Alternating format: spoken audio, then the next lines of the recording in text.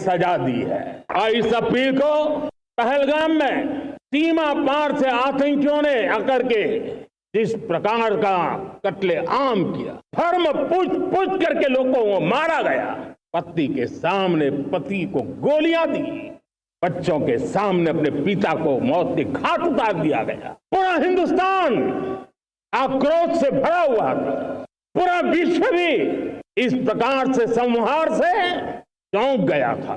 मेरे प्यारे देशवासी, ऑपरेशन सिंदूर उसी आक्रोश की अभिव्यक्ति है। 22 तारीख के बाद हमने हमारे सेना को खुली छूट दे दी।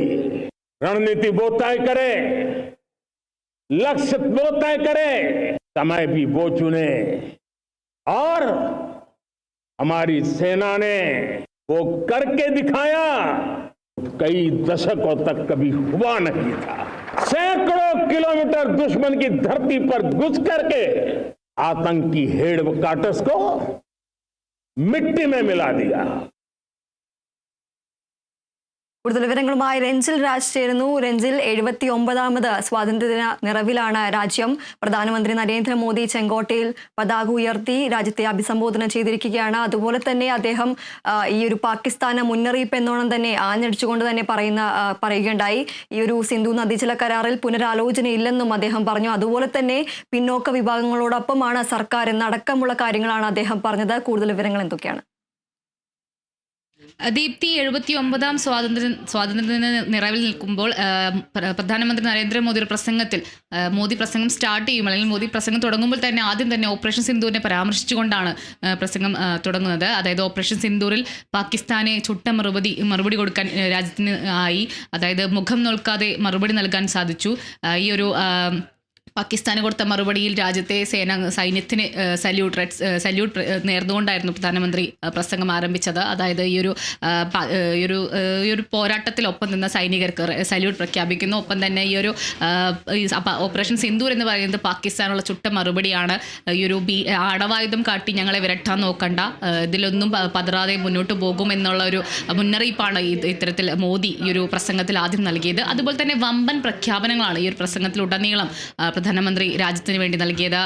ഈ ഒരു യുവജനങ്ങളുടെ ക്ഷേമത്തിനായാലും, അതുപോലെ തന്നെ ഇന്ത്യക്ക് സ്വന്തമായ ഒരു സോഷ്യൽ മീഡിയ പ്ലാറ്റ്ഫോം, അതുപോലെ തന്നെ ഈ ഒരു GSTയുടെ നിരക്ക് കുറയ്ക്കുന്നു തുടങ്ങി വമ്പൻ പ്രഖ്യാപനങ്ങളാണ് ഈ ഒരു പ്രസംഗത്തിലുടനീളം നരേന്ദ്രമോദി രാജ്യത്തോട് അഭിസംബോധന ചെയ്തത്.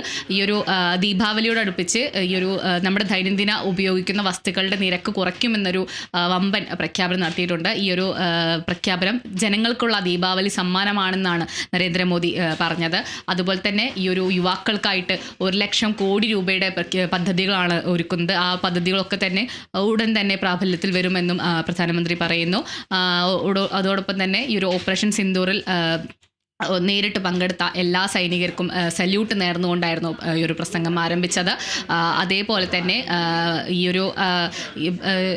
തന്നെ മറ്റ് ഈ ഒരു ഇന്ത്യയിൽ നിർമ്മിച്ച കോവിഡ് വാക്സിനിലൂടെ കോടിക്കണക്കിന് ആളുകളുടെ ജീവൻ രക്ഷിക്കാനായി എന്ന് പ്രധാനമന്ത്രി പറഞ്ഞു. അതേപോലെ തദ്ദേശീയമായി യുദ്ധവിമാനം നിർമ്മിക്കും എന്നും പ്രധാനമന്ത്രി ഈ ഒരു പ്രസംഗത്തിൽ പറയുകയുണ്ടായി. ഈ ഒരു ഊർജ്ജ മേഖലയിൽ ഇന്ത്യ കൈവരിച്ച നേട്ടത്തെക്കുറിച്ചും പ്രധാനമന്ത്രി എണ്ണി പറഞ്ഞു. ശുഭാംശു ശുക്ലയ്ക്ക് പ്രധാനമന്ത്രി അഭിനന്ദനങ്ങൾ നേർന്നിരുന്നു. അതുപോലെ തന്നെ സൗരോർജ്ജത്തിൽ 10% വർധനവാണ് ഇക്കാലയളവിൽ ഇന്ത്യക്ക് നേടാനായത് എന്നും പ്രധാനമന്ത്രി പറയുകയുണ്ടായി. അതേപോലെ തന്നെ മരുന്ന് ഗവേഷണ രംഗത്തും നമ്മൾ ഒരു നേട്ടം കൈവരിക്കാൻ ഇന്ത്യക്ക് സാധിച്ചു എന്നും പ്രധാനമന്ത്രി പറഞ്ഞു. സൗരോർജ്ജ മേഖലയിൽ 30% വർധന, എല്ലാ മേഖലയിലും ഇത്തരത്തിൽ നേട്ടം കൊയ്യാൻ സാധിച്ചു. ഇന്ത്യ സ്വയം പര്യാപ്തമായി മുന്നേറിക്കൊണ്ടിരിക്കുകയാണ്. മറ്റുള്ളവരുടെ അല്ലെങ്കിൽ മറ്റ് രാജ്യങ്ങളെ അപേക്ഷിച്ച് ഇന്ത്യ മുന്നേറുകയാണ്. എല്ലാ മേഖലയിലും നേട്ടം കൈവരിക്കാൻ സാധിച്ചു എന്ന് പ്രധാനമന്ത്രി എടുത്തു പറയുകയുണ്ടായി. അതിനിടയിൽ നമ്മൾ എടുത്തു പറയേണ്ട ഒരു കാര്യം, ഈ ഒരു പ്രസംഗത്തിൽ പ്രധാനമന്ത്രി അമേരിക്കയുടെ ഒരു പകരച്ചുങ്കത്തിനെ പരോക്ഷമായി വിമർശിക്കുകയുണ്ടായി. ഒരു ട്രംപിൻ്റെ പകരച്ചുങ്കത്തെ പരാമർശിക്കുകയുണ്ടായി ഈ ഒരു പ്രസംഗത്തിൽ. അതും ഇതിൽ എടുത്തു പറയേണ്ട ഒന്നെയാണ്. അതേപോലെ തന്നെ സുദർശൻ ചക്ര, റോസ്ഗാർ യോജന എന്നീ പദ്ധതികളാണ് ഇപ്പോൾ ഈ ഒരു പ്രഖ്യാപനമായി വന്നിരിക്കുന്നത്. അതിൽ സുദർശൻ ചക്ര ഇന്ത്യക്കാരെ സംരക്ഷിക്കുന്നതിനുള്ളൊരു പദ്ധതിയും, അതുപോലെ തന്നെ റോസ്ഗാർ യോജന യുവജനങ്ങളുടെ ക്ഷേമത്തിന് വേണ്ടിയുള്ള ഒരു പദ്ധതിയാണ്. 3.5 കോടി യുവജനങ്ങളുടെ ക്ഷേമത്തിന് വേണ്ടിയുള്ള പദ്ധതി. ഇത്തരത്തിൽ വമ്പൻ പ്രഖ്യാപനങ്ങളാണ് ഈ ഒരു സ്വാതന്ത്ര്യദിന പ്രസംഗത്തിലുടനീളം ഉണ്ടായിരുന്നത് 1.5 മണിക്കൂർ നീണ്ട അല്ലെങ്കിൽ 1.5 മണിക്കൂറിനധികം നീണ്ട ഒരു പ്രസംഗമായിരുന്നു പ്രധാനമന്ത്രി രാജ്യത്തോട് നടത്തിയത്. ആ പ്രസംഗത്തിലുടനീളം രാജ്യത്തിൻ്റെ നേട്ടങ്ങൾ എണ്ണി പറഞ്ഞായിരുന്നു പ്രധാനമന്ത്രി പ്രസംഗിച്ചത്. അതിൽ ഓപ്പറേഷൻ സിന്ദൂർ തന്നെയാണ് ആദ്യം നമ്മൾ എടുത്തു പറയേണ്ടത്. പാകിസ്ഥാൻ ചുട്ട മറുപടിയാണ് ഇന്ത്യ നൽകിയത്.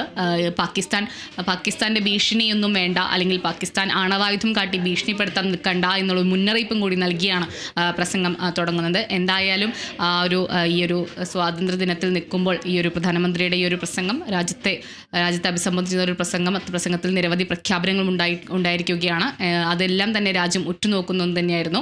എന്തായാലും ഓപ്പറേഷൻ സിന്ദൂർ തുടങ്ങി സൗരോർജ്ജം, അതുപോലെ തന്നെ സോഷ്യൽ മീഡിയ പ്ലാറ്റ്ഫോം, അതുപോലെ തന്നെ കോവിഡ് വാക്സിൻ, അതേപോലെ ഈ ഒരു നികുതി, GST തുടങ്ങി എല്ലാ മേഖലയെയും ഉൾക്കൊള്ളിച്ചുള്ള ഒരു പ്രസംഗം തന്നെയായിരുന്നു. എന്തായാലും അതെല്ലാം വരും ദിവസങ്ങളിൽ പ്രാബല്യത്തിൽ വരുമെന്നാണ് നരേന്ദ്രമോദി പറഞ്ഞത്. GST ദീപാവലി സമയത്ത് GSTയിൽ നിരക്ക് കുറയും. അത് ദീപാവലി സമ്മാനമാണ്, ജനങ്ങൾക്കുള്ള ദീപാവലി സമ്മാനമാണെന്നാണ് പ്രധാനമന്ത്രി എടുത്തു പറയുന്നത്. അതേപോലെ തന്നെ ജവഹർലാൽ നെഹ്റു ഉൾപ്പെടെയുള്ള സ്വാതന്ത്ര്യ സമര സേനാനികളെ സ്മരിച്ചുകൊണ്ടായിരുന്നു പ്രസംഗം തുടങ്ങിയത്.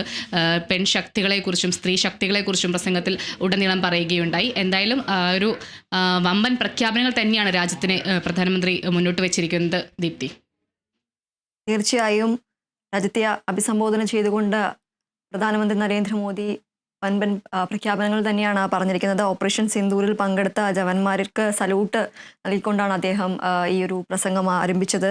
സിന്ധു നദീജല കരാറിൽ പുനരാലോചന ഇല്ല എന്ന് അദ്ദേഹം പറഞ്ഞു. ജലത്തിന്റെ അധികാരം കർഷകർക്കാണെന്നും സർക്കാർ കർഷകരെ കൈവിടില്ല എന്നും അദ്ദേഹം പറഞ്ഞു. പിന്നോക്ക വിഭാഗങ്ങളെ സർക്കാർ കൈവിടില്ല എന്നും അദ്ദേഹം പറയുകയുണ്ടായി. രാജ്യത്തിന്റെ ആയുധ ബലം ശത്രുവിന് മനസ്സിലായെന്നും ആണവായുധം കാട്ടി വിരട്ടേണ്ട എന്ന മോദി പാകിസ്ഥാൻ ഒരു താക്കീത് നൽകുന്ന രീതിയിൽ ഈ ഒരു പ്രസംഗത്തിൽ പറയുകയുണ്ടായി. രക്തവും വെള്ളവും ഒന്നിച്ചൊഴുക്കില്ല.